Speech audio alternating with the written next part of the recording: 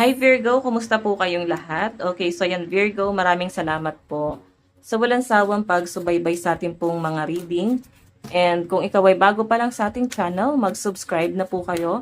Then i-click mo na rin yung ating notification bell para lagi kang updated sa ating mga bagong upload. Okay, so Virgo, tignan natin. Ganap sa inyo ngayong April 2026. Okay, so by the way guys, titingnan natin yung yung career mo, yung finances, and sa love life mo. So, duman na tayo guys sa inyong career. Sa career po ni Virgo, ngayong April 2026. Okay, pagdating sa career ni Virgo ngayong April 2026, Spirit Guide, ayan may insekto. Virgo.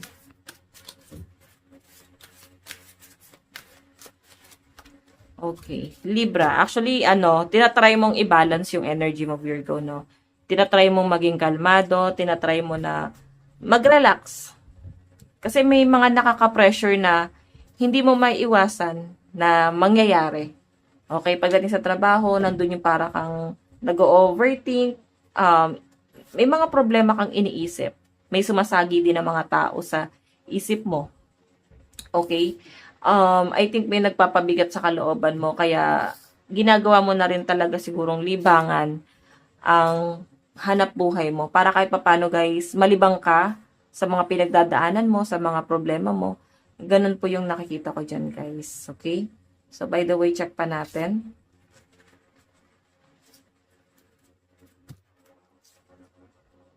Okay.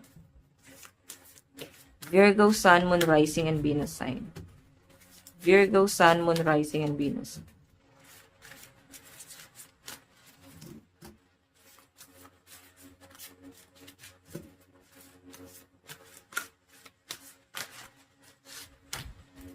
Oh, Thunder.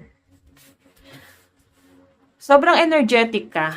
Tipong ang dami mong gustong gawin, sobrang busy, nagpapaka-busy, gusto mo nang maging abala. Yung tipong ayaw mo na babakante yung oras mo. Pero deep inside, meron ka atang kinikimkim na problema. Ganun yung nasasagap ko dito, Virgo. Na parang hirap.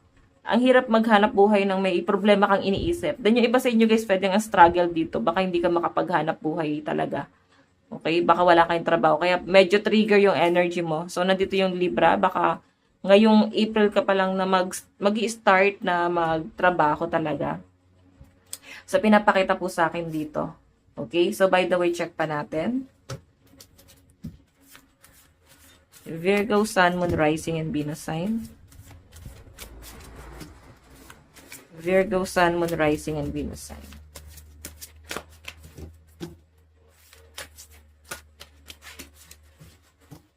Virgo.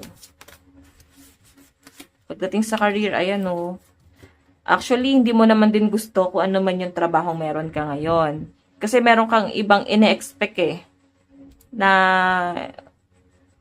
trabaho. Meron kang ibang nilulook forward. Pero, parang ang dating kasi sa akin dito guys, medyo hirap kang makuha yon. Kung ano man yung nilulook forward mo dyan. Parang hirap kang ma-achieve yung bagay na yon. Okay? Then again, yung nakikita ko dito, Virgo, wala ka naman choice eh. May mga nagpe-pressure sa'yo na mga tao dito na, o bakit ganyan lang? Bakit hindi ka mag-expand? Bakit ba't walang expansion? Ba't hindi ka nag-explore? Ba't hindi mo i-pursue to? Eh, ganito ka naman.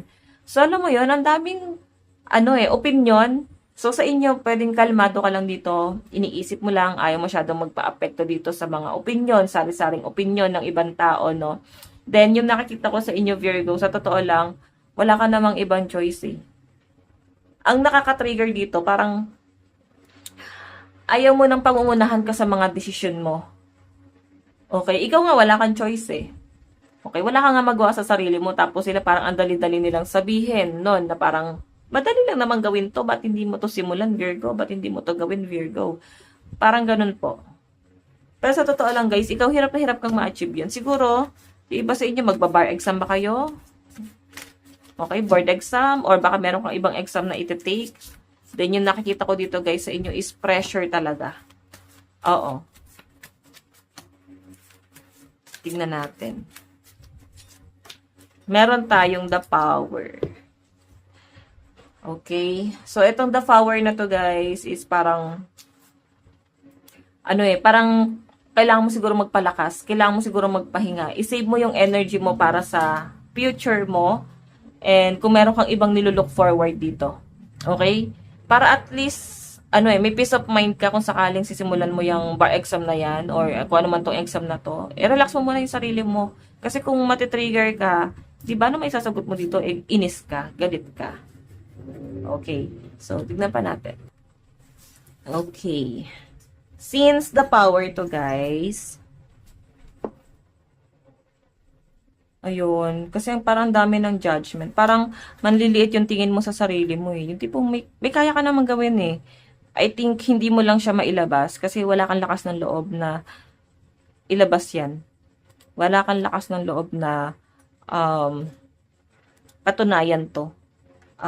I think medyo naging dependent ang mga Virgo na kasi may tutulong eh. Kasi may naman eh, may backer naman eh. Or kasi may iba namang pwedeng gawin. So, yun yung kailangan nyo gawin, guys. Yung ialis nyo muna sa sarili nyo yung pagiging dependent para mas maiporso mo pa yung magandang bagay, no? Yung future mo. Future job. Yung gusto mo talaga. Yung dream job mo. Okay? Yung nilolook forward mo sa future. So, additional message. The earthy. So, actually guys, pagdating sa pera mo to medyo hindi ka mahirap lapitan ng lapitan ng tulong. Pag may humihingi ng tulong sa mga Virgo, do alam naman natin na mga Virgo, medyo yan, organized, no? Pag nasira mo yung schedule nila, nasira mo yung plano nila, especially sa pera, kung paano mo minamanage yung pera mo. Kasi alam mo na yan eh. Yun ang mahirap eh. Nakaka-pressure yun, di ba? Nakaka-pressure sa mga Virgo to. So, kasi parang sobrang na nga kayong organized. Then, may nakakita akong pwedeng hihingi ng tulong sa inyo, Virgo. Then, distraction to. Makakainit ng ulo to para sa inyo. May utang, parang wait lang. Ako na lang ba lagi lalapitan? Parang daming lalapit sa inyo, guys. Hingi ng tulong dito. By the way, tingnan pa natin. Meron tayong the sleep. Okay. Tama to, guys. Magpatay-patayan ka na lang. Patay-patay malisya na lang, guys, no? Kasi hindi naman sila mapapagod humingi ng tulong sa inyo eh. Especially may pangangailangan ka rin naman. Meron ka din naman pinaghahandaan. Parang kanya-kanya tayo ng problema. Then pagsubok nila yan, di ba? Unless talagang urgent na, yung tipong kailangan na talaga ng tulong, di ba? Then pwede kang maapektuhan doon or damay ka na doon sa problema na yan. Pwede. Pero kung hindi naman kasi, guys, di ba? Hindi mo kailangan obligahin yung sarili mo dyan. Yung pera mo lang yan, pinaghirapan mo yan. Okay? So, hindi mo kailangan i-pressure yung sarili mo sa ibang tao. Kasi medyo na, may panunumbat, guys. May sumbat ako nakikita dyan, guys. By the way. Meron tayong flower. Diba? Nagsisimula ka pa lang sa sa goal mo. May sariling problema ang mga Virgo dito. May problema ba kayo sa financial? Kasi hindi alam ng mga tao. Kasi ang alam nila dito, maayos ang flow ng pera mo. Okay? Siguro mga OFW yung iba sa inyo, Virgo. So, by the way, titignan pa natin, guys, pagdating sa love life mo. Pero pagdating kasi sa career mo, medyo masisira, masisira yung diskarte mo, yung schedule mo, yung plano mo. Meron ka nang sineset na plano para sa future mo. Pero dahil nababago yon, medyo nakakainit ng ulo yon, guys, kasi hindi pumapabor doon sa gusto mong mangyari. Sana. Okay, doon tayo sa love life. Okay. Love life ni Virgo.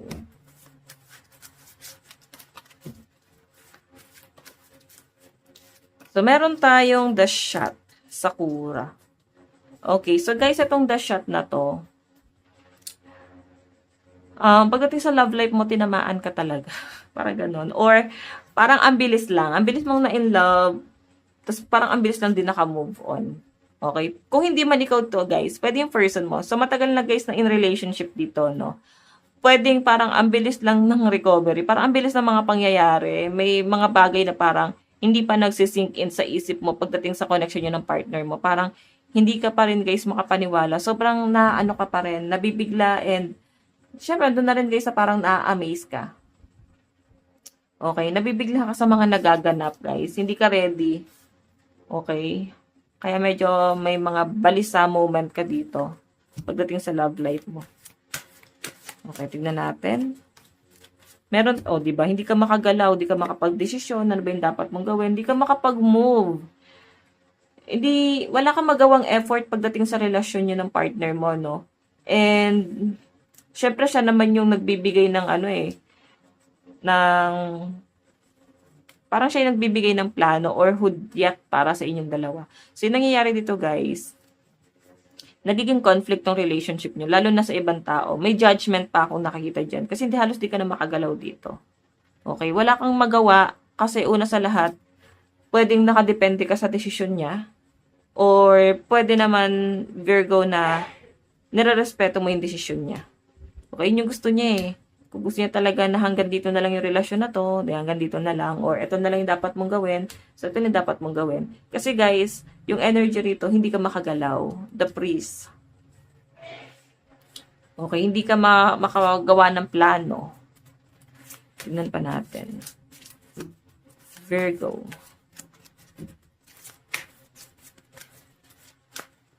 Meron tayong fight. So, nakikita ko dito guys, parang gusto mo talagang ipaglaban to. Okay, ang tapang ng energy mo dito. Gusto mong ipaglaban yung person mo. Parang sana siya na. Parang ganon. May mga panghihinayang. Meron din ako nakita dito guys, someone na parang gusto kang ipaglaban itong taong to. Hindi ka makalimutan inisip-isip ka nito Gusto kanyang ipaglaban talaga. Sobrang tapang nitong taong to.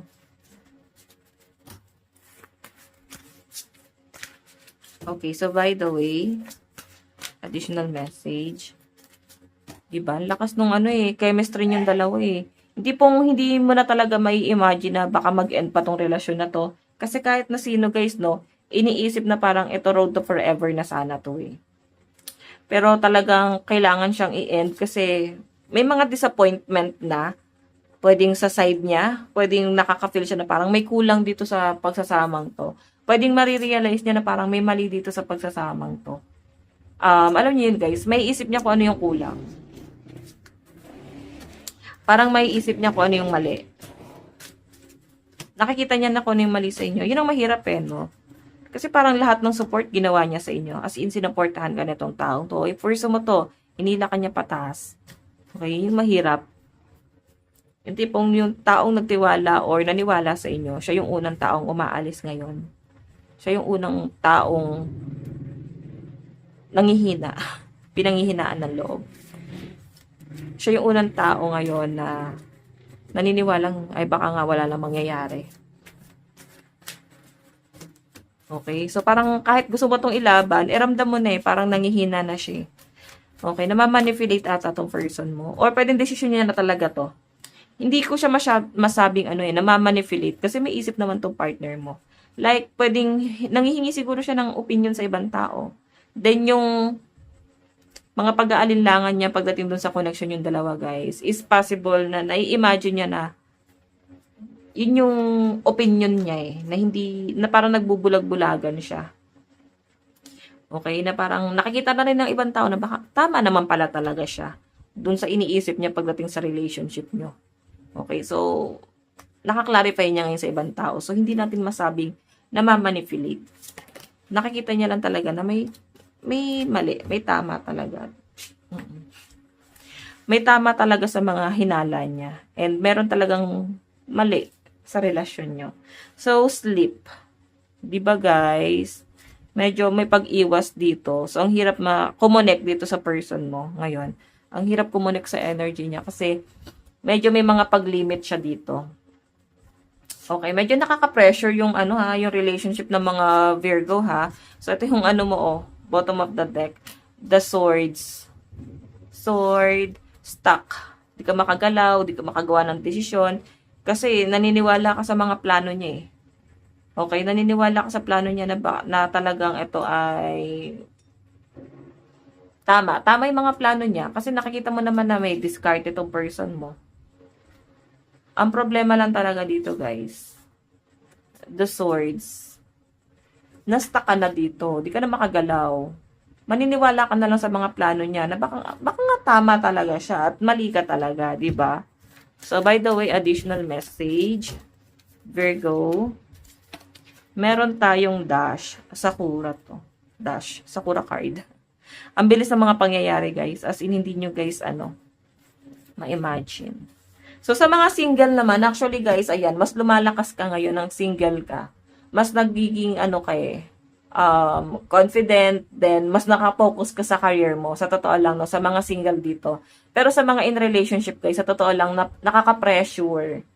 Then, parang ang sinasabi dyan, guys, is kailangan mo na mag-focus sa career mo. Sa mga nasa situationship pa lang, guys, yung tipong wala pang commitment, mapapansin mo na parang hindi nag-work yung communication nyo ng partner mo. Parang sa una lang siya magaling, but nung tumatagal is parang medyo nagiging distant na siya, guys. Kasi ang bilis ng mga nangyayari. Okay, bigla na lang siya nanlalamig. Parang dati ang init-init pa ng ng inyong samahan. Tapos ngayon parang bigla nang lumalamig ang lahat, guys. Okay, bigyan kita ng love advice, Virgo. Love advice para kay Virgo. Virgo, Sun, Moon, Rising, and Venus sign. Virgo.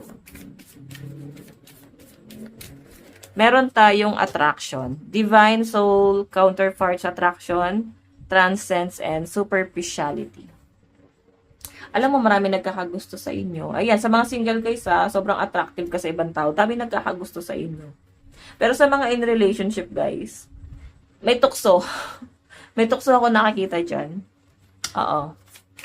Pwedeng may mangyayaring third party. Pwedeng sa'yo or sa kanya. Pwedeng third party, guys, is pwedeng sa family na pwedeng sisira dun sa inyong samahan. Okay, so by the way, tignan natin. Message ng person mo. I knew exactly what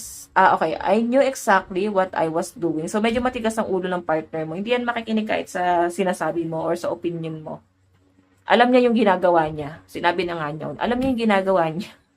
So, hindi siya, guys, basta-basta makikinig sa opinion mo kasi may sarili siyang diskarte. Pero, guys, ito, mas okay dun sa mga, sa mga single.